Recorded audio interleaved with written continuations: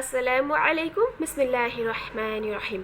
শব্দ শব্দে সূরা আন-নাসের 3 নম্বর পর্ব এটি। আগের দুটি পর্বে 9টি শব্দ পড়ানো হয়েছে, এই পর্বে আরও কিছু শব্দ পড়ব। 10 নম্বর শব্দ হচ্ছে মিন। মিন শব্দের অর্থ হতে বা থেকে। এখানে একটু লক্ষ্য করি, নুন সাকিনের পরবর্তী হরফ এসেছে শিন। এই শিন হচ্ছে একটি ইকফা হরফ।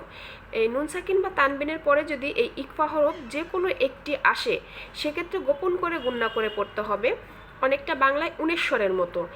মিং।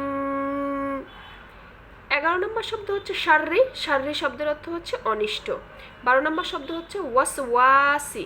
ওয়াসওয়াসি শব্দের অর্থ কুমন্ত্রণার।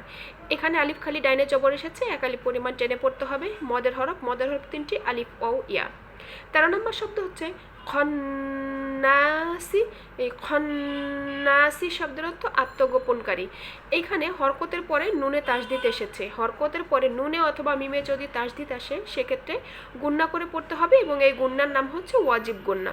আর একটু সহজ করে যদি বলি, যখনই নুনে অথবা মিমে তাসদিদ দেখব তখনই গুণনা করে পড়ব।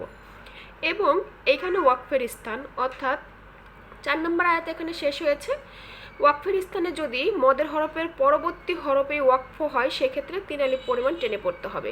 আলিফ খালি ডানে জবর, এখানে হচ্ছে মদের হরফ এবং পরবর্তী হরফ হচ্ছে সিন।